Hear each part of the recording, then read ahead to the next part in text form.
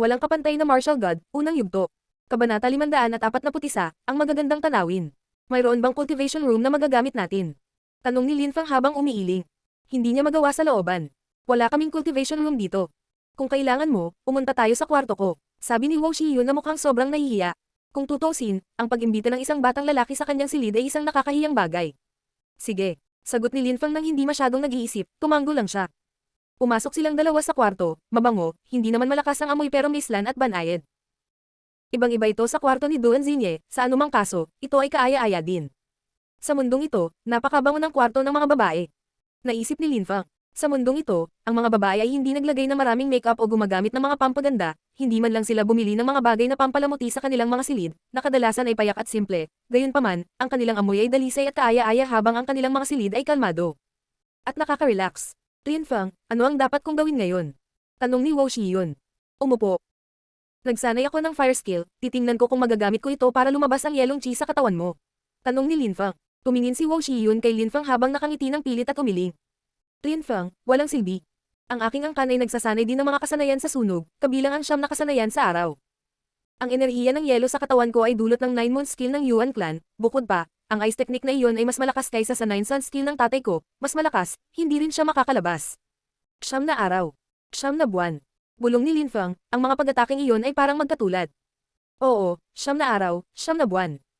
Sabi ni Wo Shiyun, naunawaan niya ang iniisip ni Linfang at agad na nagpaliwanag. Noon, ang aking angkan ay napakalakas salamat sa kanyang 9 na sun skill. Sa Celestial Dragon, kami ay itinuring na cultivation masters. Gayunpaman, may isa pang angkan, mga doktor din sila at dati rin silang nag-practice ng mga katulad na kasanayan.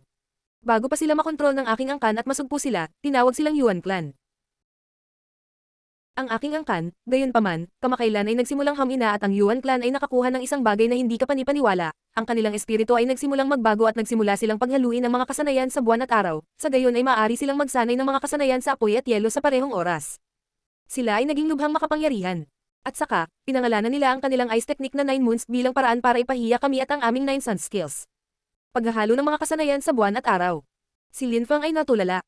Ang mga iyon ay may ganap na antagonistic na katangian. Ito ay kahawig ng universal na apoy at espiritu ng yelo ni Lin Chen, ang ganoong uri ng kakayahan ay talagang nakakatakot. Gusto ng Yuan clan na lumaban sa Wo clan mo, pero bakit hindi ka muna umatake? At bakit mayroon kang yelo sa iyong katawan? Tanong ni Linfang. Nalungkot si Linfang para sa kanya. Hindi lang nila kami gustong tanggalin, gusto nila kaming palitan. Gustong lamunin ng Yuan clan ang Wo clan pero hindi iyon ang pangunahing dahilan, ang gusto talaga nila ay nakawin ang dalawa sa ating mga kayamanan. Si Wo Shiyun ay mukhang malungkot at desperado.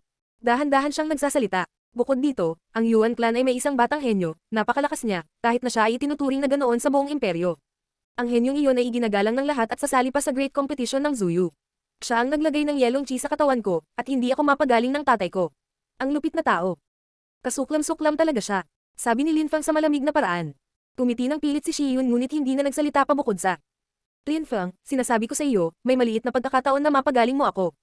Tumiti si Linfang. Sa kanyang mga mata, kung hindi siya mapagaling ng kanyang ama, kung gayon walang makakagawa, lalo na ang isang maliit na tagapagsaka ng unang layer ng Zuan Chi tulad ni Linfang. Siya ay naging mataktika sa pagsasabi sa kanya na halos wala ng pag-asa, paano siya matutulungan ng apoy ni Linfang.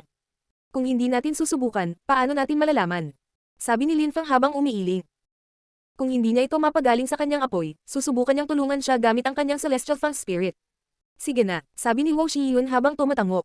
Kahit na sa tingin niya ay hindi siya matutulungan ni Linfang, naisip niya pa rin na dapat niyang hayaang subukan si Linfang. Hindi siya makatanggi, ibig sabihin ay wala siyang tiwala sa kanya at hindi iyon masyadong magalang, baka malungkot siya. Umupo ka, sabi ni Linfang. Tumanggo si Wo Shiyun at umupo ng naka-cross-legged sa sopa. Pumunta si Linfang sa likod niya at sinabing, gamitin mo rin ang 9-sun skill mo, paghaluin natin pareho ang fire skills natin. Sige. Tumanggo si Wo Shiyun at nagsimulang gamitin ni Linfang ang kanyang Cosmos Burning Sun skill sa likod niya. Isang nakakatakot na apoy ang lumitaw. Nakapikit ang mga mata ni Wo Shiyun. Kahit nakasara ang bintana ay parang may sinag ng sikat ng araw na pumapasok at gumagalaw patungo sa kanyang katawan, delikado at kakaiba ang itsura nito. Napasigaw si Wo Shiyun sa gulat, ang mga palad ni Linfang ay nasa kanyang likod, sa isang iglap, isang nakakatakot na apoy na si Chi ang tumagos sa kanyang katawan at nagsimulang damaloy sa loob. Ang apoy ni Linfang na si Chi ay biglang naging sanhi ng pag-agos ng Chi ng kanyang 9 na sun skill. Ang apoy ni Linfang at ang kanyang apoy ay hindi magkapareho. Nagulat si Wo Shiyun. Ang apoy ni Linfang ay napakalakas at napakainit. Ang fire chi mula sa kanyang 9 sun skill ay dapat na sumanib ng maayos sa isa pa at dapat ay naging komportable siya. Gayunpaman, ang nangyayari sa sandaling iyon ay ganap na naiiba, hindi siya ganoon kaganda, sobrang init at mayroon siyang impresyon na masusunog siya, nakakatakot. Labis na ito sa kaya niyang tiisin. Biz. Biglang may sumulpat na apoy sa katawan niya, parang nasusunog. Hinawakan ng nagtatakang si Wo Shiyun ang kanyang mukha. Namumula ang mukha niya, nasusunog. Nasa gitna siya ng apoy, may impresyon siya na magiging abo na siya. Si Wo Shiyun ay mukhang malumanay at matikas, siya ay maganda, ang apoy na nakapaligid sa kanyang katawan ay mas lalong nakakaakit sa kanya. Ang mga kamay ni Lin Feng ay nasa kanyang likod pa rin na nagpapula sa kanyang mukha. Halos makalimutan niya na nasa gitna nga siya ng apoy. Manatiling nakatutok, huwag mag-alala, hayaan ang apoy na alisin ng yelo. Sabi ni Lin Feng sa tenga ni Wo Shiyun, na nagpang-inag sa kanya. Paulit-ulit na nagbabago ang ekspresyon ng mukha niya. Sa sandaling iyon, ang kanyang damit ay ganap na nasunog, ito ay naging abo. Tumantad ng husto ang maganda niyang katawan. Paano siya mananatiling nakatutok? Krr, krr. Ang tunog ng apoy ay patuloy na kumakalat sa kapaligiran, nagulat si Wo Shiyun. Ang mga kamay ni Lin Feng ay patuloy na naglalabas ng ilang apoy na chi na tumagos sa kanyang katawan at bumangga sa yelong chi, na patuloy na pinalabas sa kanyang katawan. Kinagat ni Wo Shiyun ang kanyang labi at nanatiling nakapikit. Sinubukan niyang mag-concentrate para lubos na masipsip ang apoy ni Lin Feng. Ang silid ay napuno ng apoy na chi at may magandang ilaw sa gitna, ang tanawin ay mukhang hindi kapani-paniwala. Taan ng ilang sandali, lumitaw ang ilang yelong chi sa silid, bukod pa, ang yelong chi na iyon ay patuloy na tumataas sa atmosfera, lahat ito ay napaalis sa katawan ni Shiyun. Nagamit ng Cosmos Burning Sun skill ni Lin Feng ang lakas ng araw para kontrolin ang Ice Chi, kahit na hindi mataas ang cultivation level ni Lin Feng, nagawa pa rin niya ito. Phew! Gaano kainit? Pulang-pula ang mukha ni Wo Shiyun, maging ang kanyang magandang puting balat ay pula, napakahiyang-hiya din siya pero partikular na nakakabighani sa sandaling iyon. Teka lang, maghintay pa, kailangan natin itong alisin ng buo, kung hindi ay patuloy itong makakasira sa iyong katawan. Sabi ni Lin Feng. Sa pagkakataong iyon ay dilat ang kanyang mga mata at kitang-kita niya ang maganda nitong hubad na katawan, kakaiba ang kanyang pakiramdam. Sige, sabi ni Wo Shiyun habang tumatango. Hinayaan niya si Lin Feng na magpatuloy, ang apoy na si Chi ay patuloy na pumapasok sa kanyang katawan. Sa pangunahing bulwagan, nakaupo si Wo Jiuyang, habang ang iba ay nababalisa. Matagal nang wala sina Lin Feng at Wo Shiyun kaya hindi na sila mapakali, iniisip nila kung ano ang nangyayari. Brother, paano mo mapagkakatiwalaan ang isang maliit na bata sa unang Zuan Chi layer? Sabi ng pangalawang matanda sa malamig na paraan. Huwag kang mag-alala, dahil gusto niyang subukan, hinayaan ko siyang subukan at huwag makisali. Sabi ni Wo Jiuyang. Pagkatapos ay umiling siya at idinagdag. Hindi ako sigurado na magagawa niya ito, nakalusot pa lang siya sa unang Zuan Chi layer, tiyak na hindi magiging madali para sa kanya na magtagumpay. Gayunpaman, wala tayong pagpipilian kundi ang umasa na may mangyayaring milagro, kung hindi, kailangan nating magpasakop sa Yuan clan. Ang walang kapantay na martial god, unang yugto. Kabanata 542, hindi makatwiran at hindi magalang na pag-uugali. Si Wo Shiyun ay nasa kanyang silid pa rin at napakainit pa rin, gayunpaman, ito ay unti-unting nagiging matindi. Si Wo Shiyun ay kumuha ng kumot sa sopa at tinakpan ang kanyang katawan nito, ngunit ang kanyang mga balikat ay nakalabas pa rin at ang kanyang balat ay kumikinang sa isang partikular na paraan. She looked very attractive at first glance, lalo na't medyo nahihiya din siya kaya mas lalo siyang nakakamangha. Lalo na napukaw si Lin Feng. Lin Feng, salamat. Sabi ni Wo Shiyun habang hawak ang kumot gamit ang dalawang kamay at nakatingin kay Lin Feng. Namumula ang pisngi niya, at wala siya. Ang katawan ni Lin Feng ay nakaramdam ng tensyon at paninigas, ang kanyang puso ay tumitibok. Walang problema, ginawa ko rin ito para sa mga Jades. Naisip ni Lin Feng, ngunit hindi niya ito sinabi. Pagkatapos ay tumayo siya at lumabas ng silid habang sinasabi. Sa labas ako maghihintay sa'yo. Sa labas, huminga siya ng malalim at ngumiti ng pilit, napakahirap para sa kanya na pigilan ang sarili kapag kaharap ang napakagandang babae. Tumingin si Wo Shiyun kay Lin Feng na umalis at ngumiti sa napakagandang paraan. Pagkatapos ay itinago niya ang kumot at naghanap ng damit na gusto niya. Naghintay si Lin Feng sa labas ng napakatagal na panahon ngunit sa wakas ay nakita niya si Wo Shiyun na lumabas ng kanyang silid, mabagal siyang naglalakad. Sa pagkakataong iyon, hindi pa siya nakakapag-makeup pero naghilamos na siya. Nakaba ng buhok niya at mukhang maislan at maganda ang mukha niya. Medyo nahihiya din siya, namumula ang pisngi. Tsaka nakasuot siya ng purple cheongsam at napakabango. Tumingin si Lin Feng sa kanyang leeg at pagkatapos ay sinundan ito ng kanyang mga mata pababa, tinitingnan ang kanyang cleavage. Gusto pa niyang makakita, kaya nagpatuloy siya sa pagbaba at tumingin sa mahabang palda nito. Gusto niyang makita kung ano ang nasa ilalim, napukaw siya. Lin Feng. Sigaw ni Wo Shiyun nang makita niyang nakatitig si Lin Feng sa kanya. Ibinaba niya rin ang ulo niya, nakaramdam siya ng hiya at lalong namula ang pisngi. Natigilan si Lin Feng at ngumiti ng pilit. Masyadong kaakit-akit si Wo Shiyun sa sandaling iyon. Ang ganda-ganda na niya kanina, pero ngayon, seductive na rin siya, lalo na sa palda at cleavage na iyon. Naramdaman ni Lin Feng na nalulunod siya sa cleavage na iyon, at gusto niyang magtago dito. Talagang siya ang matatawag na femme fatale. Pasensya na sa kawalan ko ng ugali. Humingi ng tawad kay Lin Feng habang umiiling at ngumiti ng pilit. Marami na siyang nakitang magagandang babae sa buhay niya at nakakapagtakang nawawala pa rin siya ng konsentrasyon sa kanyang harapan. Masyado lang siyang mapang-akit. Walang problema. S.A. kay Wo Shiyun habang umiiling. Pagkatapos ay kumuha siya ng isang sachet at ibinigay ito kay Lin Fang habang sinasabi. Yung mga jades, para sa'yo, hindi ko na kailangan. Sana ay mapagaling mo ang kaibigan mo. Tinanggap ni Lin Fang ang sachet at sinabi kay Wo Shiyun, habang nakangiti. Salamat, Miss Wo. Nang marinig niyang tinawag siya ni Lin Fang na Miss Wo, bigla siyang nalungkot at sinabi. Tawagin mo akong Shiyun, okay Lin Fang. Hindi ako sanay marinig ang Miss Wo. Sinabi ni Lin Fang. Shiyun. Nang marinig niya iyon, ngumiti si Wo Shiyun sa isang mainit at banayad na paraan at sinabi. Sabihin natin sa tatay ko ang magandang balita. Kanina pa siya naghihintay. Sige. Sabi ni Lin Fang na tumatango. Pagkatapos ay sinundan siya nito sa malaking bulwagan. Sa sandaling iyon, sa bulwagan, si Wo Jiuyang ay nakaupo at galit na kumakatok sa isang mesa dahil sa kaba. Kuya, hayaan mo si Wo Yun at tingnan. Sabi ng pangalawang matanda. Si Wo Jiuyang ay mukhang nag-iisip ng ilang segundo at nagsabi. Sige, pero huwag mo silang istorbohin. Huwag kang mag-alala, tito. Sabi ni Wo Yun habang tumatango. Tumalikod siya at umalis sa bulwagan ngunit sa sandaling pagdating niya sa labas, nakita niya sina Lin Fang at Wo Shiyun na naglalakad palapit sa kanya, mabagal silang naglalakad. Sa sandaling iyon, nagpalit ng damit si Wo Shiyun at napakaganda ng hitsura. Shiyun.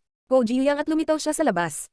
Nang makita niya ang kanyang anak na babae, siya ay natigilan, tumingin siya sa kanya at nakasimangot na hindi nasisiyahan. Bakit siya nakasuot ng ganoong kagalit-galit na damit? Hindi ba niya hiniling kay Lin Fang na pagalingin siya? Nang makita ni Wo Shiyun ang mga matang iyon na tumitig sa kanya, ibinaba niya ang kanyang ulo sa paraang mahiyain, na lalong nagmukhang kay na hinala sa kanya. Galit na tumingin si Wo Jiuyang kay Lin Fang, natulog ba siya sa kanyang anak na babae? Shiyun, anong nangyayari? Tanong ni Wo Jiuyang. Itinaas ni Wo Shiyun ang kanyang ulo at sinabi. Pare, nagawa ni Lin Fang na pagalingin ako. Wala na akong iced tea sa katawan ko. Oh, si Wo Jiuyang, ang pangalawang elder at si Wo Yun ay lahat ay namangha, maging si Wo Jiuyang ay hindi siya nagawang pagalingin, ngunit nagawa ni Lin Fang. Kumislap ang silhouette ni Wo Jiuyang at lumapag siya sa tabi ni Wo Shiyun, pagkatapos ay hinawakan niya ang braso nito at lumiit ang kanyang mga pupil. Sa katunayan, wala nang yelong chi sa kanyang katawan, tila mas lumakas ang kanyang 9 sun skill. Nagulat si Wo Jiuyang at tinitigan si Lin Fang. Sa katunayan, hindi niya maisip kung paano ito nagawa ni Lin Fang. Noong una, wala na talaga siyang pag-asa, akala niya ay hahayaan niyang subukan si Lin Fang ngunit walang mangyayari. Nawala ito. Naisip ni Wo Jiuyang, pagkatapos ay tumingin siya kay Lin Fang at nagtanong. Isa ka bang alchemist? Talaga. Sabi ni Lin Fang na tumatango. Nanatiling tahimik si Wo Jiuyang, hindi siya masyadong nagtanong, pinagaling na ni Lin Fang ang kanyang anak, sapat na iyon. Tumingin si Wo Shiyun kay Lin Fang ngunit walang sinabi, hindi lalabas ang mga salita. Kahit na si Lin Fang ay isang alchemist, hindi siya gumamit ng tableta para pagalingin siya. Maaari lamang siyang gumamit ng isang kasanayan. Sa huli ay kailangan niyang gamitin ang kanyang Celestial Fang Spirit para lamunin ang yelong chi na nananatili sa silid. Si Wo Shiyun ay nagtataka pa rin. Napakalakas ng espiritu ni Lin Fang ngunit nakalusot pa lamang siya sa unang Zuan Q layer. Malamang na itinatago ni Lin Fang ang kanyang cultivation level. Napakahina mo, paano ka makakagawa ng ganoon kalakas na mga table tasks para gumaling siya? Imposible. Lalo na sa maikling panahon. Wala kang magagawa, maliban na lang kung mayroon ka nang ipapagaling sa kanya pagdating mo. Tanong ng pangalawang matanda habang humahakbang pasulong. Tiyak na nawala ang yelong chi sa katawan ni Wo Shiyun, walang duda. Hindi maaaring magkamali si Wo Jiuyang nang suriin niya. Isipin mo kung ano ang gusto mo. Walang pakialam na sabi ni Lin Fang habang malamig na nakangiti. Dumating siya sa Wokland dahil sa Spring Moon Jade ngayong nasa kanya na ang mga ito, hindi na niya kailangang manatili doon at bigyang katwiran ang kanyang sarili. Wala siyang pakialam sa iniisip ng mga ito. Nahulaan ko kagad, so ano ang balak mo sa pagpunta dito? Bakit ka dumating? Magsalita ka, tanong ng pangalawang matanda habang nakatitig kay Lin Fang. Si Wo Jiuding ay mukhang tuliro ngunit nanatiling tahimik. Kahit masakit ang sinabi ng pangalawang matanda, gusto rin niyang malaman ng Sinulyapan sila ni Lin Fang sa malamig na paraan, ang mga taong iyon ay katawa-tawa. Hindi nakakagulat na ang Wo Clan ay humihina ng hamina at nabuli ng Yuan Clan. Hindi pinansin ni Lin Fang ang pangalawang elder at si Wo Jiuyang, sa halip ay tumingin siya kay Wo Shiyun. Lin Fang, huwag makinig sa aking tiyuhin. Sabi ni Wo Shiyun habang umiiling. Gusto niyang humingi ng tawad kay Lin Fang ngunit hindi niya alam kung ano ang sasabihin. Shiyun, pinagaling kita, aalis na ako. Sabi ni Lin Fang. Wala na siyang magawa doon at parang wala siyang ganang makita ang mga tanga. Lin Fang. Sabi ni Wo Shiyun na mukhang balisa, ngunit walang sinabi si Lin Fang at umalis. Sa tingin mo makakaalis ka nang hindi sinasabi sa amin ang iyong pakay. Sigaw ng pangalawang elder sa malamig na paraan, gusto niyang habulin si Lin Fang. Ngunit sa sandaling iyon, lumipat si Shiyun sa kanyang harapan at sumigaw. Ako ni Lin Fang at hindi ka nagpakita ng pasasalamat sa kanya. Sa halip ay binubuli mo siya. Tiningnan lang niya iyong cultivation level, yun lang, paano ka maghahinala kahit walang nangyari. No wonder bumababa na ang clan natin. Wala tayong mga henyo dito, kung hindi tayo mabubuli ni Yuan Tong. Sabi ni Wo Shiyun. Karaniwan siyang kalmado at palakaibigan, ngunit sa sandaling iyon ay nagalit siya sa pangalawang elder. Tumalikod siya at tinakbo si Lin Fang. Ang walang kapantay na martial god, unang yugto. Kabanata 543, pagpapahiya sa pintuan. Lin Feng. Sumigaw si Wo Shiyun, ngunit mabilis na tumakbo si Lin Feng, hindi niya ito maabutin. Alam din ni Lin Feng na nasa likod niya siya, ngunit hindi niya gustong manatili doon. Bukod sa maganda at maamong babaeng iyon, puro bastos ang iba. Lalo na si Wo Yun at ang kanyang ama, sila ay lubos na kasuklam-suklam. Hindi tumigil si Lin Feng, parang hangin siyang tumatakbo. Tinawid niya ang cultivation field ng Wo clan at umalis sa kanilang gate. Ilang sandali pa, dumating na rin si Wo Shiyun. Nakita ng lahat kung gaano siya kaganda, ngunit hindi niya sila pinansin at nagpatuloy sa pagtakbo pagkatapos ni Lin Feng. Sinusundan siya ni Wo Shiyun. Akala ng karamihan. Nagulat sila. Sino ang binata na kasama niya? Nakapagtataka, mukhang nababalisa si Wo Shiyun. Dumaan siya sa gate ng clan, ngunit nawala na si Lin Feng. Nakatayo lang roon si Wo Shiyun at mukhang sobrang nanlumo, na parang nawalan siya ng isang tao. Gusto pa niyang lumabas at maglakad, ngunit sa sandaling iyon, may dumating. Shiyun, okay lang. Tumingon si Wo Shiyun at nakita ang kanyang ama na tumatakbo palapit sa kanya. Shiyun, tama na, bakit mo siya tinatakbuhan? Tanong ni Wo Jiyuyang. Sagot ni Wo Shiyun. Dahil sa'yo kaya siya aalis. Pumunta siya rito at pinagaling ako, ngunit wala ni isa sa inyo ang nagpasalamat sa kanya kahit isang beses. Nagpatuloy ka sa pag-arte ng agresibo at pagpapahiya sa kanya. Pare, hindi mo ba naisip na masyado kayong lahat? Si Wo Jiyuyang ay nanatiling tahimik. Nang makalapit siya sa kanya ay nakita niyang may tumulong luha sa kanyang mga mata. Nalungkot siya dahil naging agresibo at bastos sila kay Lin Feng, dahilan para umalis siya. Hinaplos ni Wo Jiyuyang ang ulo ng kanyang anak at mukhang malungkot din. Ito ang unang pagkakataon na nakita niyang umiyak ang kanyang anak. Kahit may sakit siya, lagi siyang nakangiti. Masyado kang emosyonal, anak ko, sabi ni Wo Jiyuyang habang bamantong hininga. Karaniwang hindi siya kikilos ng sobrang depressed. Pero Shiyun, dapat mong maunawaan na kahit manatili siya ay masasaktan ka lang. Kahit medyo malakas siya, mahina pa rin siya.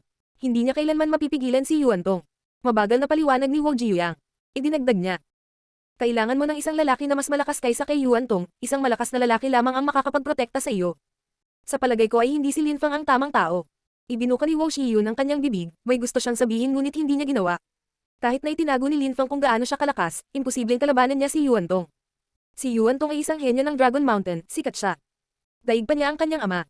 Kahit nandoon si Lin Feng, ano ang magagawa niya? Wala lang, papatayin siya. Shiyun, ngayong gumaling ka na, kung ayaw mong masaktan ka ulit ni Yuan Tong isa lang ang pagpipilian mo, kailangan mong iwan ang Celestial Dragon, marahil kahit ang Celestial Mountain. Kung hindi, babalik siya at sasaktan ulit tayo. Tulong kay Wo Jiyuyang. Si Wo Shiyun ay mukhang nanlumo at umiling. Ano ang gagawin ng Wo clan kung umalis siya? Bumalik na tayo. Nasaraan ng loob ang sinabi ni Wo Jiyuyang. Pagkaalis nila, sa isang malayong kalye, isang siluwet ang kumikislap. Si Lin Feng iyon. Yuan Tong. Bulong ni Lin Feng. Sinabi sa kanya ni Wo Shiyun ang tungkol sa isang henyo ng Yuan clan, ito ay si Yuan Tong. Siya ang naglagay ng yelong cheese sa katawan niya. Gusto ni Yuan Tong na halayin si Wo Shiyun o pilitin itong maging asawa niya. Na nagpaliwanag sa lahat, bumalik na ang Yuan clan. Sa sandaling iyon, habang mukhang nag-iisip si Lin Feng, nag-ambala siya ng isang boses. Sa di kalayuan ay maraming silweta ang tumatakbo ng napakabilis, ang pumukaw sa mga mata ng mga tao ay ang palankuan na dala ng grupo ng mga tao. Dumating sila para kunin ang isang tao. Parang dumating sila para kunin si Miss Wo at ibalik siya sa Yuan clan. Napaka-agresibo, sabi ng ilang tao sa crowd. Alam ng lahat kung ano ang nangyayari sa pagitan ng Yuan clan at Wo clan. E ano ngayon? Si Yuan Tong ay napakalakas at may mataas na likas na kakayahan, sikat siya kahit saan sa Dragon Mountain, isa siya sa 10 pinakamahuhusay na batang disipulo na napili para sa Great Competition ng Zuyu. Si Miss Wo ay napakaganda at si Yuan Tong ay namumukuntangi, sila ay isang perpektong tugma. Isang karangalan niya ang magkaroon ng Yuan Tong. Sabi ng iba. Ang Yuan clan ay papalapit na sa Wo clan, sa wakas ay dumating pagkaraan ng ilang oras. Tara na at tingnan natin. Baka makita natin si Yuan Tong. Sabi ng maraming tao na mukhang excited. Pinag-isipan ito ni Lin Feng saglit at nagpas siyang bumalik sa Wo clan, nakikihalubilo sa karamihan. Ang Yuan clan ay hindi pa dumarating, ngunit ang Wo clan ay nagpapanik na. Ang lahat ay nagtipon-tipon na mukhang natatakot sa Yuan clan. Isang binata ang lumabas mula sa Yuan clan at sinulyapan ng mga tao na may malamig na ngiti sa kanyang mukha. Ako si Yuan Lai ng Yuan clan. Naparito ako para kunin si Miss Wo, pupunta siya sa aming angkan. Sabi ng binata, lahat ay namangha. Dumating si Yuan Lai, ngunit hindi dumating si Yuan Tong. Binuksan ng Wo clan ang daan at lumitaw sina Wo Jiyuyang, Hui Shiyun, at Wo Yun. Yuan Lai. Sinigawan ni Wo Jiyuyang si Yuan Lai sa malamig na paraan. Malinaw na kilala niya si Yuan Lai, ang kanyang 9-month skill ay napakalakas. Sa Yuan clan, bukod kay Yuan Tong, si Yuan Lai ang pangalawa sa pinakatalentadong disipulo. Nakalusot na siya sa ika-4 na layer ng Zuan Qi. Siya ay mas malakas kaysa sa lahat ng iba, at mas malakas pa kaysa sa ilang matatanda. Wo Jiyuyang. Sabi ni Yuan Lai habang nakatingin sa kanya at nakangiti ng nakakatakot. Pinapanta ko ng kuya ko dito para sunduin si Wo Shiyun, dadalhin namin siya sa aming clan. Magiging isa ang mga angkan natin. Hiniling ka ni Yuan Tong na pumunta rito na may dalang palankuan para kunin ang aking anak at ibalik siya sa iyong Yuan clan. Tanong ni Wu Jiuyang sa malamig at hiwalay na paraan. Ang mga tao ng Yuan clan ay talagang walang asal. Kehe, huwag kang magalit. Ang aking kapatid na lalaki ay sasali sa dakilang kompetisyon ng Zuyu sa lalong madaling panahon, nakatuon siya sa paglilinang. Namimiss niya si Miss Wu, ngunit hindi niya kayang sayangin ang kanyang oras kaya pinapanta niya ako. Sana iyong maintindihan. Si Yuan Lai ay nagsasalita sa isang normal na paraan, hindi masyadong mabilis o masyadong mabagal. Ang dakilang kompetisyon ni Zuyu. Maraming tao ang napabuntong hininga sa pagkamangha sa salon. Ang pagiging makasali sa mahusay na kompetisyon ay hindi kapanipaniwala, ipinakita ni Yuan Lai ang kanyang kapatid. Dahil wala siyang oras, bumalik siya kapag may oras siya. Malamig na sabi ni Wu Jiuyang. Hindi dapat sila dumating. Hindi ganoon ang trabaho, isipin mo kung maghihintay tayo, maaaring may mangyari kay Miss Wu. Mayroon siyang yelo sa kanyang katawan at maaari itong makapinsala sa kanya. Hindi ko kailangan na alalahanin mo iyon. Sagot ni Wu Jiuyang. Si Yuan Lai ay mukhang mas malamig at malamig.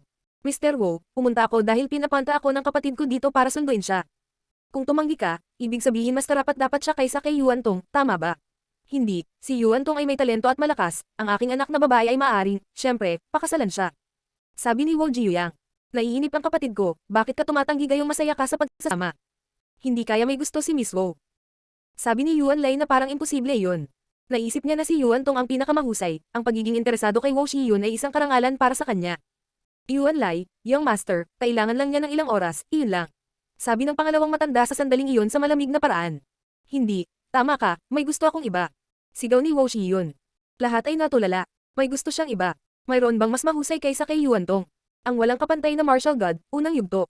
Kabanata 544, pagpatay ng mga tao mula sa Wu clan.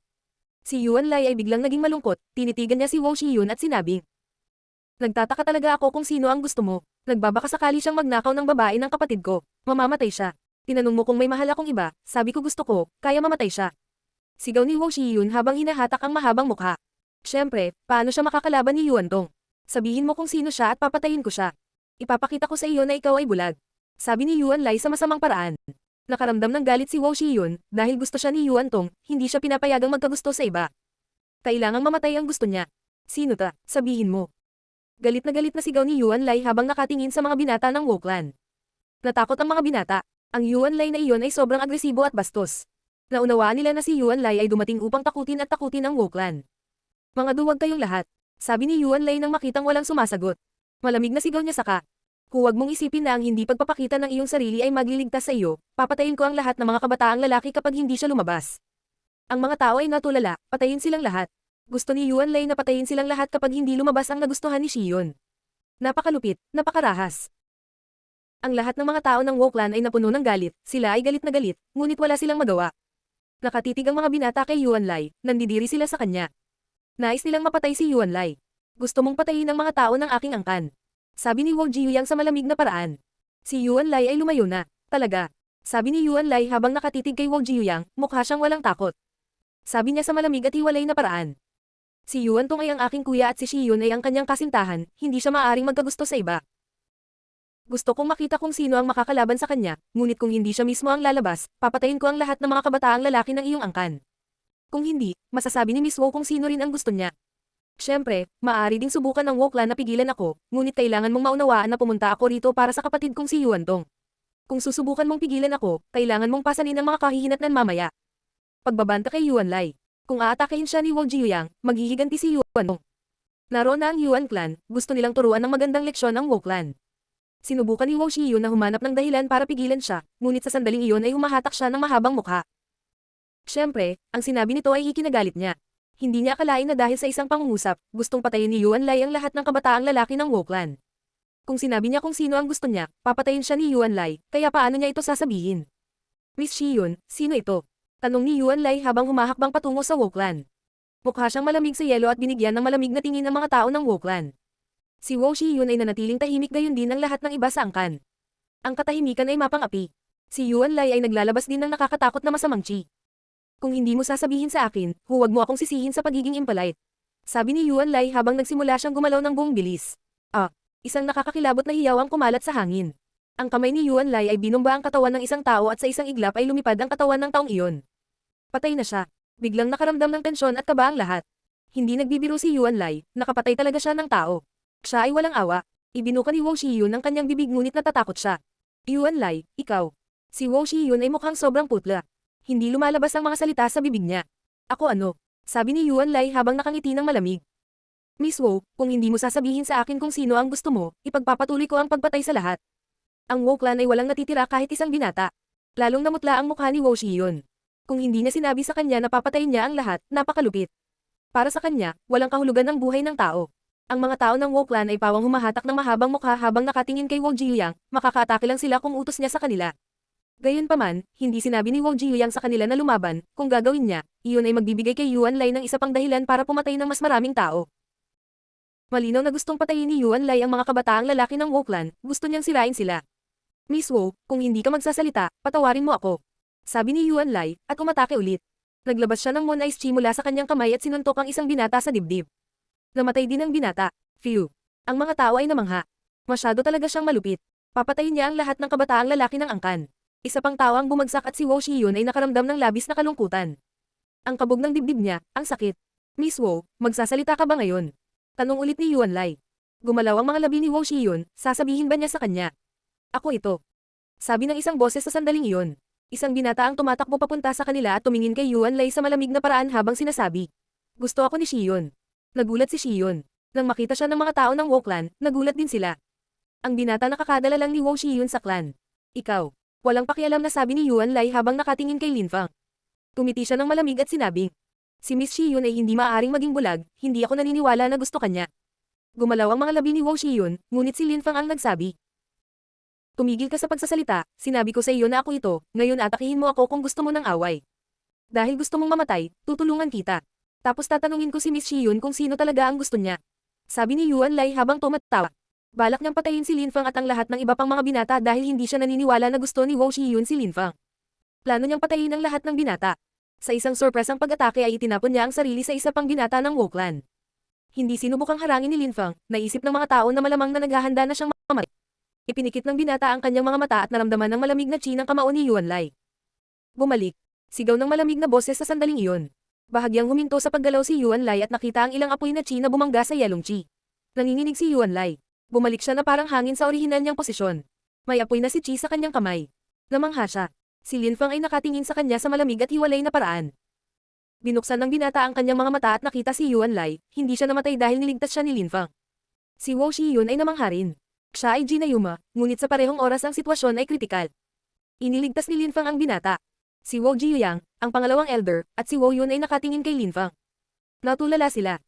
Gusto talagang mamatay ni Lin Fang. Hindi napigilan ni Lin Fang ang sarili, kailangan niyang iligtas ang binata. Ang mga tao ng Wo clan ay pawang duwag. Nanunood sila habang pinatay ang kanilang mga kasama, kaya napuno ng galit si Lin Fang.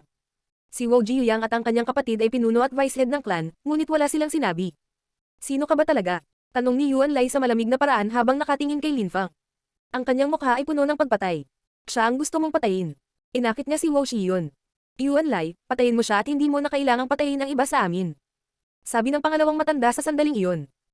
Tumingon si Wo Shiyun at tumingin sa kanya sa malamig na paraan. Tito, napakawalan diya mo. Tumingon si Lin Fang at walang pakialam na sinabi.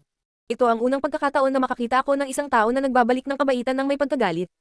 At saka, napakawalan diya mo. Namatay ang iyong mga kasama sa harap mo, at nakatayo ka lang doon at nagsasalita ng kalokohan. Ngayon, heto ko nililigtas ang angkan mo at nag-iisip ka pa rin ng paraan para mapatay o. Maaari ka bang maging mas walang kahihiyan kaysa doon? Ang walang kapantay na martial god, unang yugto. Kabanata 545, Lin Fang. Ang mga masasakit na salita ni Lin Fang ay itinuro sa pangalawang elder, hindi sa Wo clan. Iniligtas sila ni Lin Fang. Walang hiya ang pangalawang matanda. Nang ang kanyang mga angkan ay naghihingalo sa kanyang harapan, ang tanging naiisip niya ay kung paano mapapatay si Lin Fang. Pinahiya mo ako at ang aking tiyuhin. Sabi ni Wo Shiyun sa malamig na paraan. Nang mapagtanto ng pangalawang matanda na lahat ay nakatingin sa kanya, hinatak niya ang isang mahabang mukha. Tama naman ako. Nakilala lang ng lalaking iyon si Wo Shiyun at pagkatapos ay dinala niya ito sa kanyang kwarto, sino ang nakakaalam kung ano ang ginawa nila doon. Pagkatapos ay nagsuot siya ng napaka-provocative na damit, hinahayaan ng lahat na makita ang kanyang katawan. Siya ang nagdudulot ng problema dito. Paliwanag ng pangalawang matanda. Sige, naiintindihan ko, sabi ni Yuan Lai, mas gusto niyang patayin si Lin Fang. Mapangahas ka, ninakaw mo ang girlfriend ni Yuan Tong. Isa ka lang bastos na cultivator ng unang Zuan Chi layer, parang ikaw ay may sakit at pagod sa buhay. Sabi ni Yuan Lai habang ginagamit ang kanyang celestial eyes para tingnan ang cultivation level ni Lin Fang. Nakapasok pa lang siya sa unang Zuan Chi layer, nagmamakaawa siyang mamatay. Kumagalpak ng tawa si Yuan Lai. Sino si Yuan Tong? Hindi ko pa siya narinig. Parang ang kapatid mong si Yuan Tong ay isang maliit na aso lang na binibenta, tama ba? Sarkastikong sabi ni Lin Fang. Tinatawag niya si Yuan Tong na isang aso, isang hayop, at nagbibiro tungkol dito. Naglakas loob si Lin Fang na tanungin kung sino si Yuan Tong, sino ang hindi nakarinig tungkol sa kanya. Lin Fang, ito ay nasa pagitan ng Wu Clan at Yuan Clan, wala itong kinalaman sa iyo. Dapat umalis ka na, sabi ni Wu Shiyun, nang makita niya kung gaano ka-agresibo si Lin Fang. Natatakot siya na si Lin Fang na nagudyok kay Yuan Lai ay mapatay siya. Umalis at pumunta saan? Tanong ni Yuan Lai habang nakangiti ng malamig. Gusto kong makita kung gaano kalakas ang kasintahan ni Miss Wu, paano mo nagawang kalimutan si Yuan Tong? Sabi ni Yuan Lai habang naglalabas ng malamig at mapang ipang chi na pumapalibot sa katawan ni Lin Fang. Ipapakita ko kay Miss Wu kung gaano siya kabulag at katanga, na mas pipiliin niya ang basurang ito kaysa sa kapatid ko. Isa kang maliit na insekto sa harapan ko, hindi mo na kailangang sabihin kung gaano kakaina kumpara sa aking kapatid. Tulong kay Yuan Lai. Pagkatapos ay naglabas siya ng ice energy na nagsimulang umikot sa kanyang kamao. Isang malamig at puting yelo ang lumitaw sa kanyang kamao. Yuan Lai, mali ang pagkakaintindi mo, ngayon lang tayo nagkita.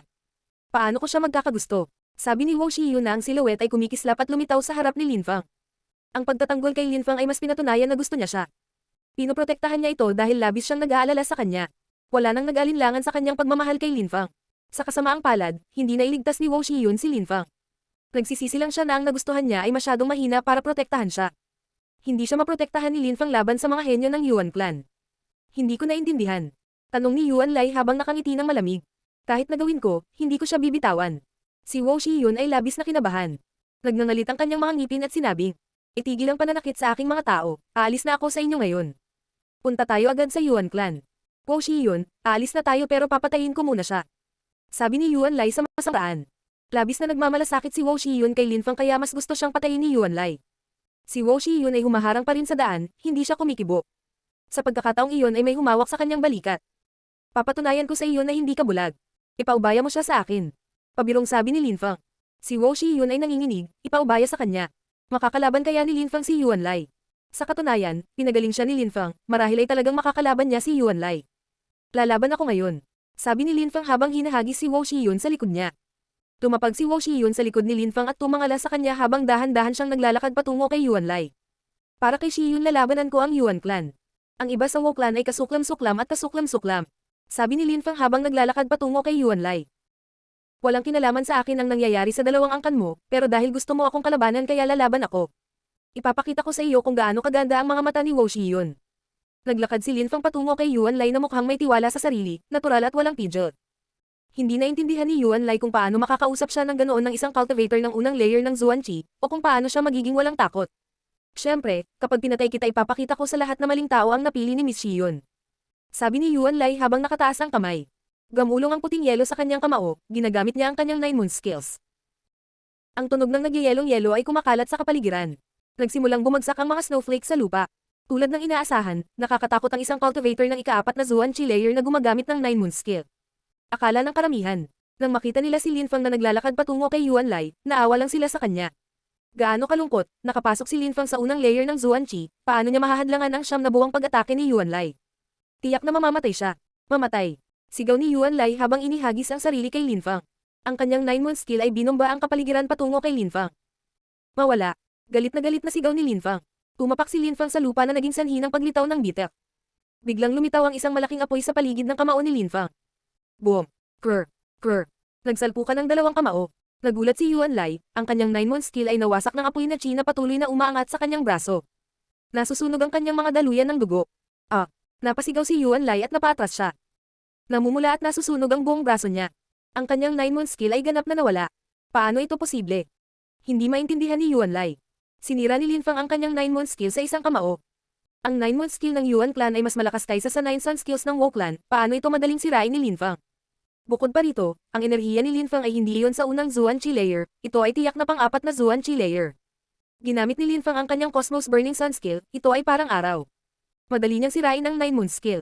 Lahat ay namangha. Paano naging posible iyon? Pinalipad ni Lin Fang si Yuan Lai gamit ang isang kamao. Ito ay eksaktong kabaligtaran ng kung ano ang kanilang inaasahan. Sa sandaling iyon, mukhang hindi siya bibitawan ni Lin Fang. Tumalon si Lin Fang at nagpakawala ng napakalaking apoy na bumalot sa kanyang buong katawan. Si Lin Fang ay naging pader ng apoy. Ang liwanag ng araw ay sumisikat sa kanyang katawan, ang kanyang apoy ay nagiging mas nakakasilaw habang siya ay direktang pumutok kay Yuan Lai. Habang itinaas ni Yuan Lai ang kanyang ulo ay nakita niya si Lin Feng sa itaas niya, umastiyak, isang nakakasilaw na liwanag lamang ang kanyang nakita.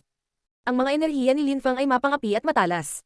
Gaano ka kapangahas? Itinaas ni Yuan Lai ang kanyang ulo at sinubukang simulan muli ang kanyang 9-month skill, ngunit hindi niya magawa dahil nasugatan siya ng fire chi ni Lin Feng. Boom boom boom. Nagbanggaan ng dalawang kamay at isang nakakatakot na apoy ang kumalat mula sa braso ni Yuan Lai sa kanyang katawan. Ang lupa sa ilalim ng kanyang mga paa ay nabasag at lumitaw ang isang bitak, ang kanyang dalawang binti ay napunta sa lupa. Gusto mong ipakita kay Wang Shiyun na siya ay bulag. Sabi ni Lin Feng na malamig at nakahiwalay. Mukha siyang Diyos, nadudurog pa rin si Yuan Lai sa pagitan ng kamao ni Lin Feng at ng lupa. Ang kanyang mukha ay nakamamatay na mapatla. Dahil gusto mo akong patayin, kailangan mong bayaran ang presyo. Sabi ni Lin Feng habang ang nakakatakot na apoy ay muling nag-alab sa katawan ni Lin Feng. Subukan mo kung maglakas loob ka, sabi ni Yuan Lai. Mukhang galit na galit siya nang maramdaman ang nakakatakot na enerhiya na iyon. Gayunpaman, malamig nang umiti lang si Lin Feng, bakit hindi siya manggahas? Ang kanyang nakakatakot na apoy ay bumaba sa isang iglap, ilang sandali pa ay nilamon si Yuan Lai ng isang nakakatakot na apoy.